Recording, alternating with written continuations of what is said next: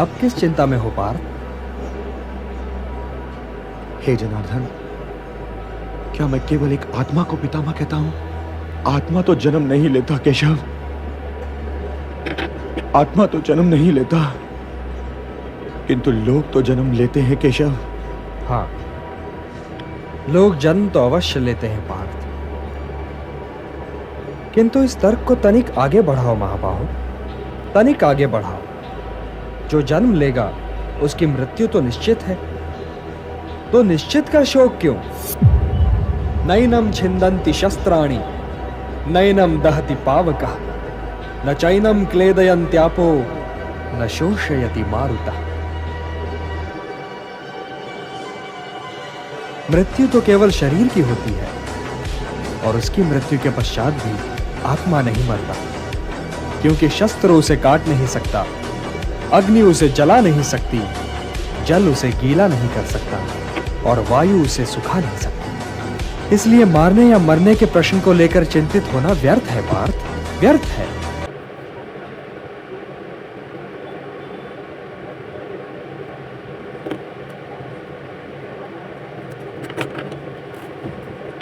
हे केशव, तो फिर मैं ज्ञान योग के ही मार्ग पर क्यों न चलूं? किंतु हे पार्थ, ज्ञान योग भी कर्म के त्यागने का मार्ग नहीं है, क्योंकि कर्म के बिना तो जीवन संभव ही नहीं। और हे पार्थ, अपने नियत कर्म करना कुछ न करने से अच्छा है। जो अपने इंद्रियों को नियंत्रित रखे, जो उन पर अपनी चेतना का अंकुश लगाकर उन्हें कर्मोन्मुख करे, उन्हें कर्म की दिशा दिखाए, वही श्रेष्ठ है।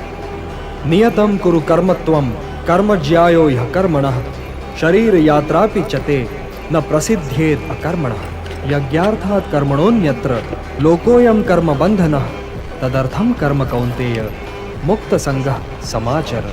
हे कौन्तेय, कर्म ऐसे करो जैसे यज्ञ किया जाता है, क्योंकि कर्म ही यज्ञ है और इसका स्रोत स्वयं अविनाशी ब्रह्मा है। इसलिए कर्म का मार्ग सीधा ब्रह्मा तक जाता है, और इसीलिए जो व्यक्ति सृष्टि चक्र चलाने में योगदान नहीं करता, उसका जीवन मूल्यहीन हो जाता है। तुम इस मूल्यहीनता की ओर न जाओ पार्थ, तुम इस मूल्यहीनता की ओर न जाओ। इंद्रियाणि पराण्याहुः इंद्रियेभ्यः परम मनः मनसस्तु परा बुद्धिः यो बुद्धेः परतस्तु सः। हे पार्थ, जड़ पदार्थ से इंद्रियां श्रेष्ठ है, और इंद्रियों से श्रेष्ठ है मन, मन से श्रेष्ठतर है बुद्धि, और बुद्धि से भी श्रेष्ठ है आत्मा। तो आत्मा की चिंता करो पार्थ, आत्मा की चिंता करो, और देह, इंद्रियों, मन और बुद्धि से ऊपर उठने का प्रयत्न करो। हे पार्थ, तुम तो मेरे भक्त भी हो और मेरे मित्र भी, इसलिए मैं तुम्हें वो योग बताने जा रहा हूं जो बहुत समय से लुप्त है, परंतु सृष्टि के आरंभ में इसे मैंने ही सूर्य को दिया था, और सूर्य से ये मनु को मिला, और मनु से इक्ष्वाकु तक पहुंचा। सूर्य को दिया था? परंतु हे केशव, आपने आधुनिक काल में जन्म लिया है और सूर्य देव प्राचीन है, तो मैं ये कैसे मान लूं कि सृष्टि के आरंभ में ही आपने ये योग सूर्यदेव को दिया होगा? बहूनि मे व्यतीतानि जन्मानि तव चार्जुन तान्यहं वेद सर्वाणि न त्वं वेत्थ परन्तप। हाँ पार्थ,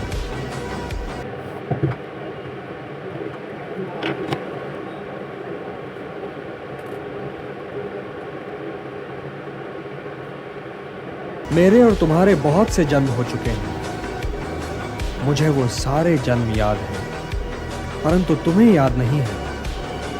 हे परंतप, वैसे तो मैं अजन्मा हूं, अविनाशी हूं और समस्त प्राणियों का स्वामी हूं, परंतु मैं अपनी प्रकृति को अधीन करके अपनी ही योग माया से नियतम कुरु कर्मत्वम कर्म ज्यायो यह कर्मणः शरीर यात्रापि चते न प्रसिद्धेत अकर्मणः।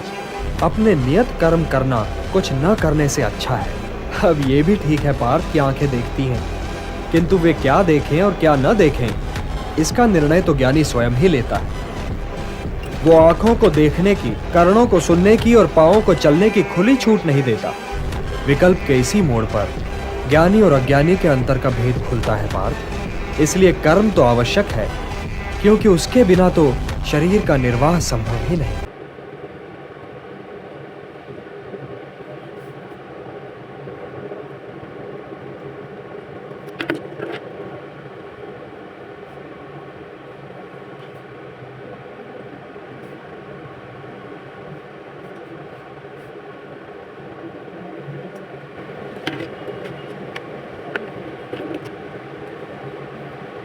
किंतु हे पार्थ, ज्ञानी पुरुष की भांति कर्म करो।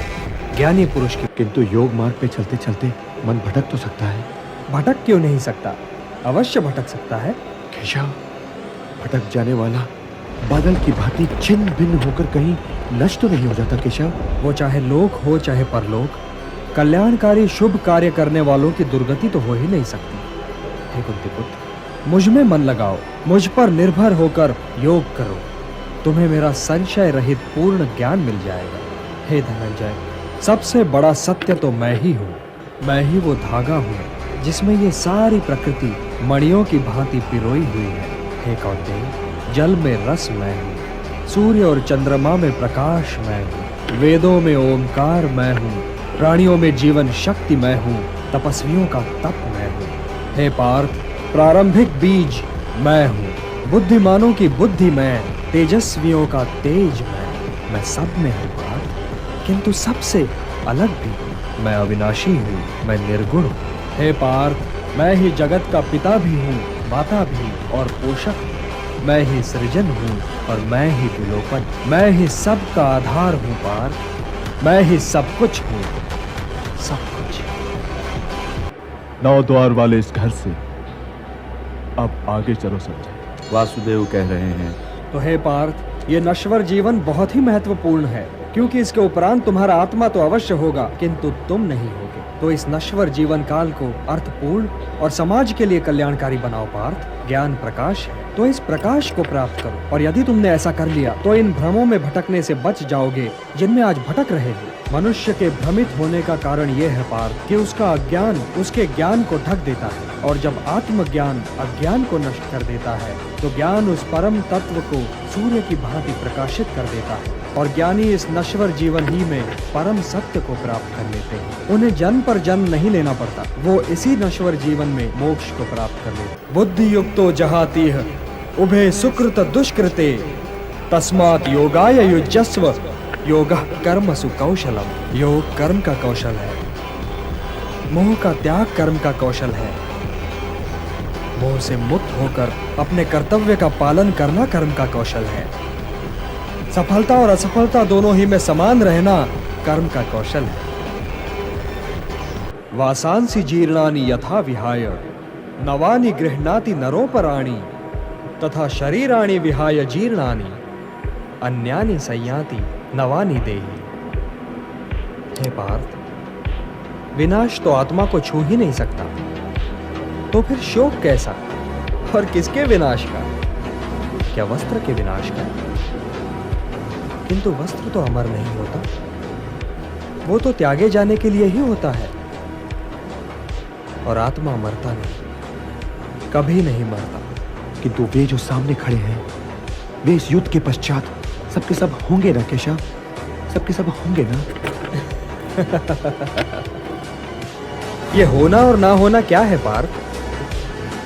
क्योंकि वो समय तो कभी था ही नहीं जब मैं नहीं था, या तुम नहीं थे, या ये सारे लोग नहीं थे।